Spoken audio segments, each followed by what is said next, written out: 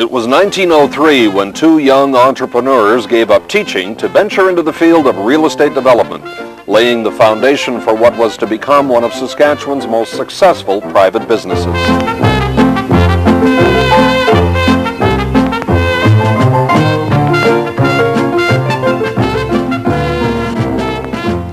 The partnership established by Walter Hill and Ernest E.A. McCallum later added McCallum's brother Edgar. McCallum Hill and Company soon evolved into the city's biggest developer. They assembled much of the land in South Regina, creating Lakeview, a prestigious residential subdivision.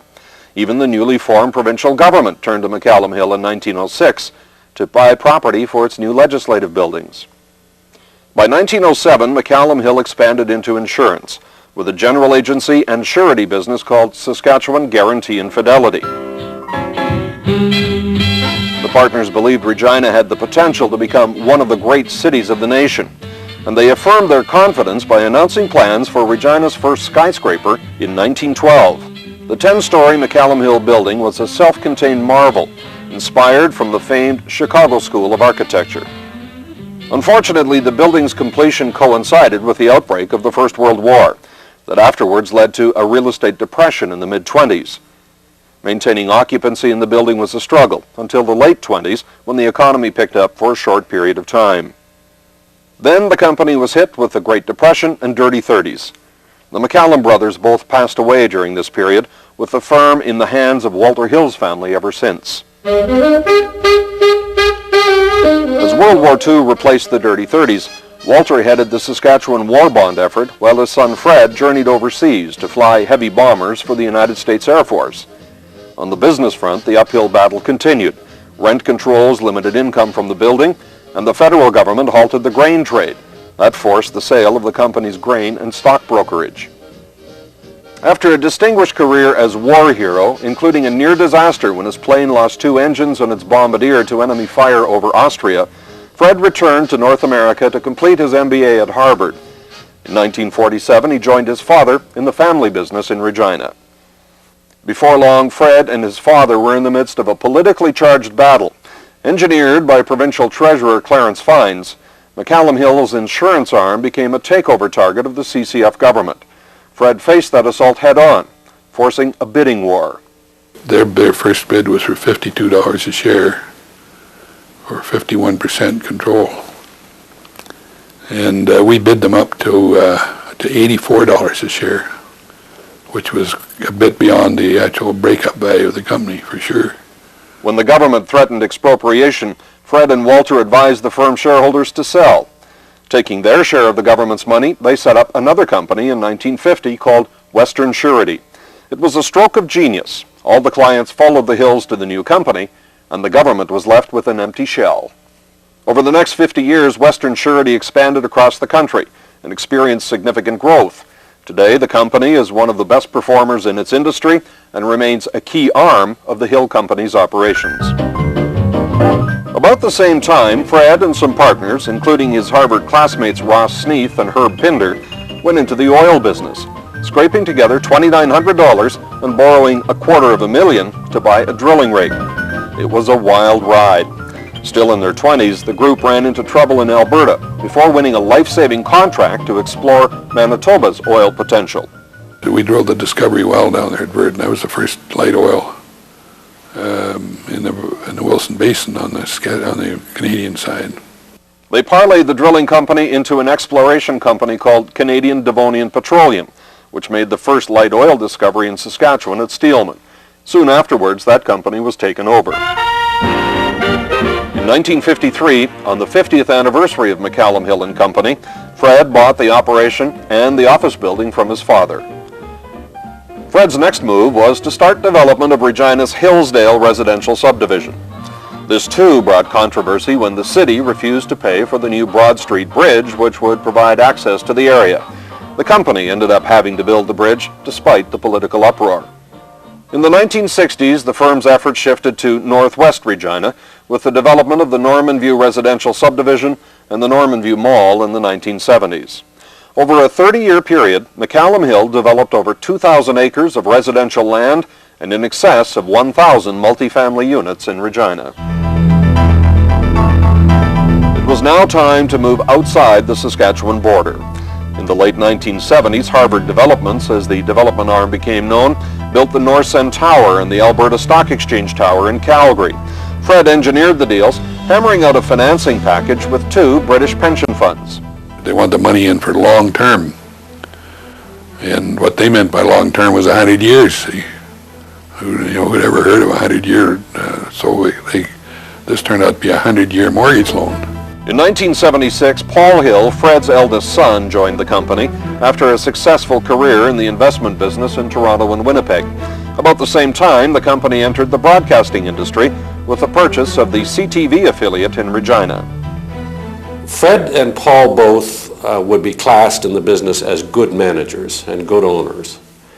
As you know, they're a family of very strong faith, and they worried often and continue to about what's available on television these days for families.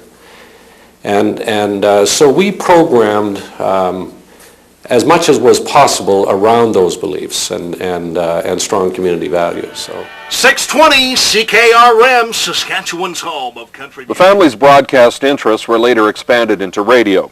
3 stations remain among their holdings today. Regina 16, it's mainly cloudy, bit breezy, northwest. By the end of the 1970s, economic and political uncertainty forced the company into some major strategic decisions.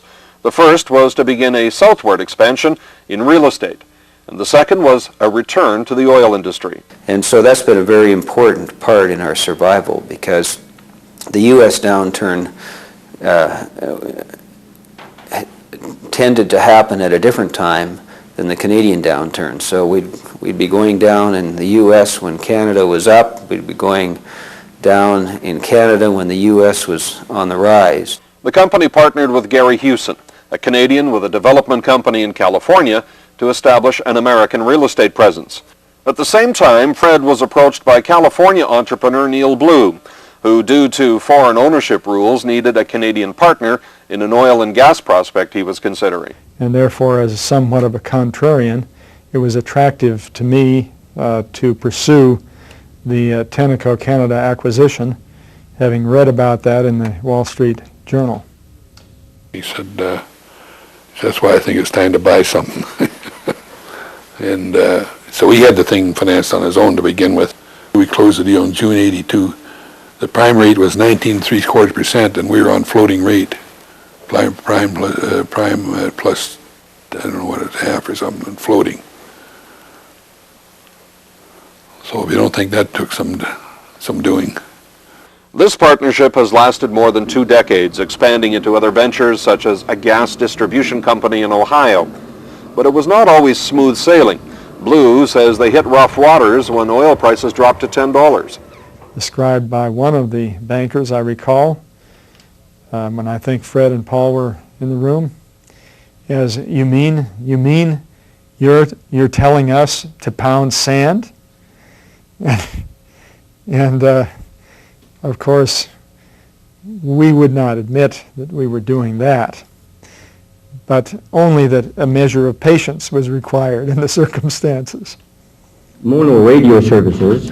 In 1986, the company sold its television station. The local market was about to be fragmented with the addition of a new player, and it turned out to be a wise move as the North American real estate market was about to collapse. It was fortunate that we sold the television station right at that point in time, because thereafter our other businesses became very challenged. And that thereafter is when virtually every partner that we know of, in fact, in Arizona and Texas, every bank and every savings and loan went bankrupt. So the timing, it was a good news, bad news, because that helped buffer our concerns in the real estate industry. And so we were able to kind of skate through that period where a lot of others could not. Having the financial strength to survive the real estate crash opened doors to some opportunities as well. The firm added to its U.S. portfolio, buying distressed properties. I think things were better in Canada at that time for them, and they also had a global international perspective on what was really happening in the U.S. and what was the long-term opportunities in the U.S. Today, Harvard is one of the top residential and planned community developers in the American Southwest, with 17 to 20 projects in progress, representing between 8 and 10,000 acres of developable land.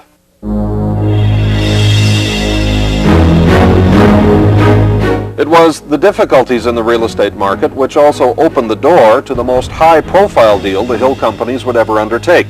The company will bring over $100 million per year in annual expenditures to the community. Toronto-based CrownLife Insurance was in need of fresh capital, as its portfolio of real estate investments was under pressure. Paul Hill saw its potential, defied the odds by mounting a successful bid to take it over, and then captured national headlines by moving it to Regina. There's no doubt that the relocation was highly successful from a CrownLife perspective, and I think it was a real great success from a community perspective. I think the jobs we brought and the sense of vitality we brought in our community relations was well recognized and was well regarded. Directly and indirectly, it expanded the gross domestic product of the province by 2%. 1% directly, 2% another percent indirectly. You could say 3. It might be between 2 and 3. And if you scale that down to Regina, it's like 10%. 5 and 5. And so it had a major impact. My rough calculations in terms of additional tax revenue for the province runs in the $20 to $25 million area per year. The CrownLife move meant a new head office and another office building, all part of Paul Hill's vision for Regina's downtown core. Downtown revitalization had begun with the completion of the retail and office complex called Cornwall Centre in the city's center. The development changed pedestrian and business patterns, a development that Paul saw as an opportunity. Those buildings anchored downtown Regina at a time when it could easily have been a different Regina, where the downtown core rots and you have a whole lot of problems, both economic and social. Working with other local and national players, Harvard spearheaded the development of 5 major office complexes over a dozen years. The firm's venerable skyscraper, the McCallum Hill building, had reached the end of its productive life. Refurbishing it was not economic, so it had to come down. This made way for the first of the Twin Towers. The second was built across the street, and the Bank of Montreal and CrownLife buildings would also be built. Farm Credit Canada was moving to Regina.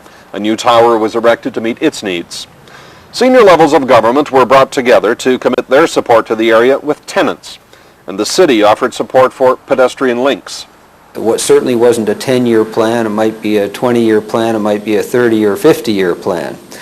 But as it turned out, as time went along and these other components came into place, it was really probably done in about 15 years, which was pretty good. But it never would have been done without the vision and without the consistency of going back to the same vision and working towards that end. For a city of this size, there's probably no other city in North America that has the tight-knit core with the concentration of buildings and the pedestrian linkages that exist. Those buildings were actually 10 or 15 years in the planning and working with people to try to get them off the ground. And actually, it's one of the unique things about our company. I think it's one of the reasons that we're successful is that we don't measure things in the last quarterly analysis. We can measure our activity and our profitability in longer periods of time. So it's not the last quarter, it's the last 25 years. Since 1995, Harvard's Canadian real estate efforts have focused on retail development, with the addition of North Hill Shopping Centre in Calgary, Southland Mall in Regina, and Preston Crossing in Saskatoon. The company's entire office, retail, and industrial portfolio exceeds 5.4 million square feet under management in Canada. In addition to real estate, broadcasting, insurance, and oil and gas, the Hill Companies has interests in manufacturing, environment, and technology.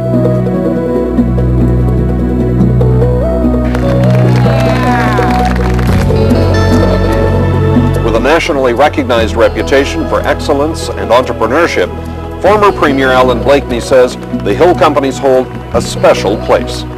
In far too many instances, the choice for the government was having them owned by a co-op or a Crown Corporation or outside the province. And the co-op and the Crown Corporation, whatever other problems they may have had, were on the whole better than having owned outside the province with absentee ownership that came in and out and were essentially managers and not entrepreneurs. And the Hills appreciated that point of view because they were committed to Saskatchewan. The Hills never needed the government, so we didn't work with them that way. But they knew what they were doing when it came to organizing capital and organizing an enterprise. And we just don't have enough Hills.